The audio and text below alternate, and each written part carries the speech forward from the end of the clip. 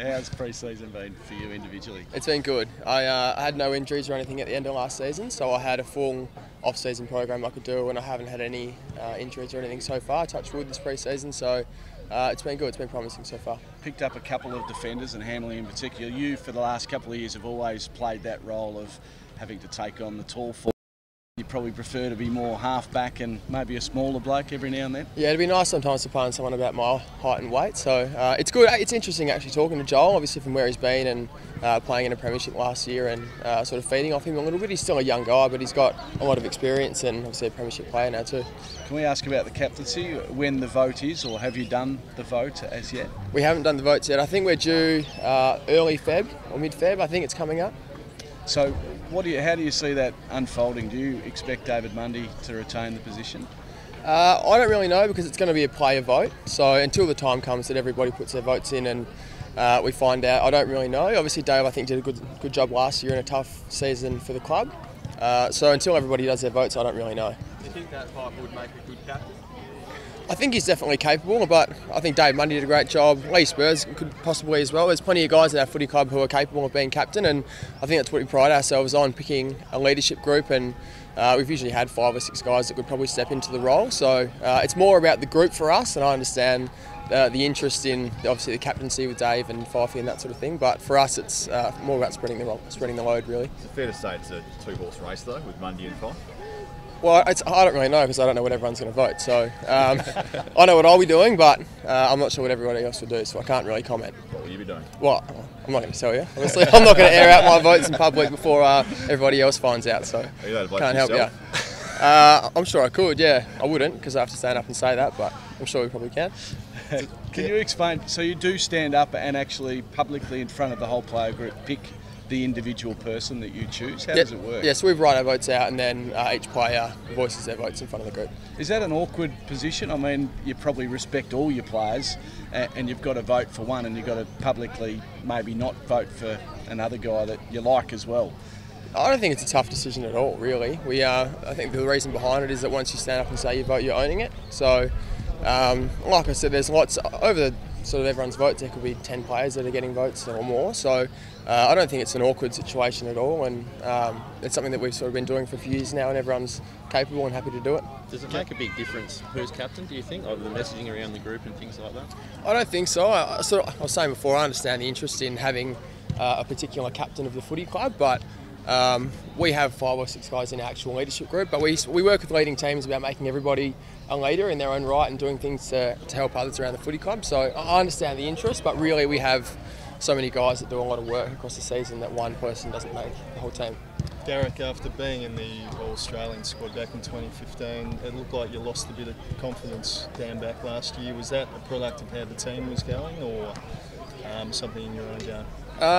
Well, I don't know how it looked for you guys, but obviously I didn't lose any confidence in my capabilities or the way that I can play, but it was a tough season for everyone last year, obviously, and we didn't play the football that we would be expecting and what we would have liked. So hopefully moving forward this season we'll be back to our best.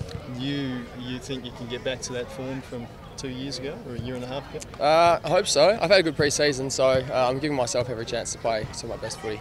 And what do you see with Hamling and a couple of tools coming into the mix? What do you see your role being this year? I'm not really sure. It's still up to Ross where I play or what position I'll be playing in, but I've played a bit of high half back and I've played on some tools before, so I don't see any different really. Let me ask about Harley. There's so much interest in a bloke who hasn't played as yet, but we know how talented he is. How has he been on the track since his trip overseas and coming back after Chrissy? He's been good. He works really hard in the rehab stuff, so his dedication is definitely there. It's frustrating for him, obviously, with the injuries that he's had and not being able to get out and play, especially coming to a new club, and it's probably easier to get around everyone when you're out training all the time, but he shows that he's dedicated and wants to get out there, and hopefully for his sake he can soon. We'll probably see today, but has he been in full training in recent weeks or recent days? Not full training, no, but he's been working more, he's been doing a lot of stuff inside prior to Christmas, and then as he got back from Germany and what he's been doing over there, he's been able to get on the track a little bit more, not with us as much, but rehab and doing some footy, and he's getting there slowly. Given the new faces around the group, how important is not the NAB Cup, but the pre-season comp going to be? It's always important. It's good to get a few games under your belt leading into the actual home and away season, because you can simulate a bit of footy, but you can't really simulate match training at the footy club. So we all try and get as many minutes as we can in the NAB Cup. Obviously, we can't play every game, all of us. So it's important, and we're looking forward to it. Can you build confidence as a team? Obviously, after a disappointing year last year, if you get a few wins in the JLT, does that matter or not?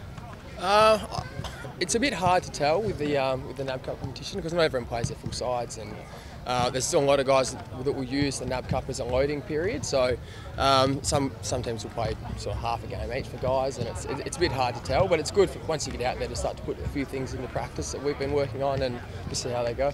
Young bloke Griffin Logue, obviously coming in the defensive mix. What can you tell us about him? Do you think he'll play early season? He's the sort of guy that could step in potentially round one?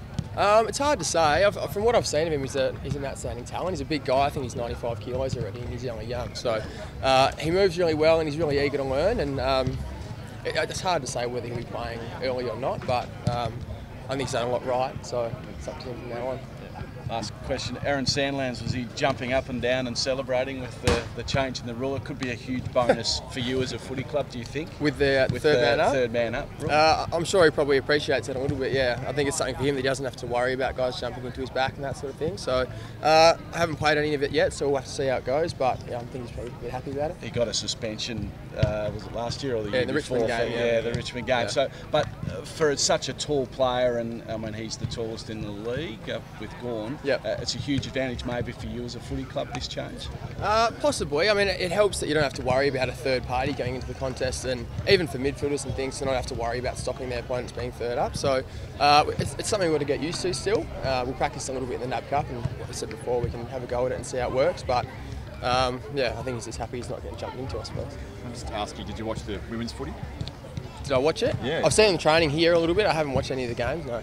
You're impressed by it? I am actually, yeah. We've sort of seen them here a few times. We've crossed over as they've been training, and they are impressive actually, to be honest. I saw a little bit of them a few years ago. We did a few clinics with some of the women's team leading into the women's competition, and yeah, that's good. I actually was really impressed.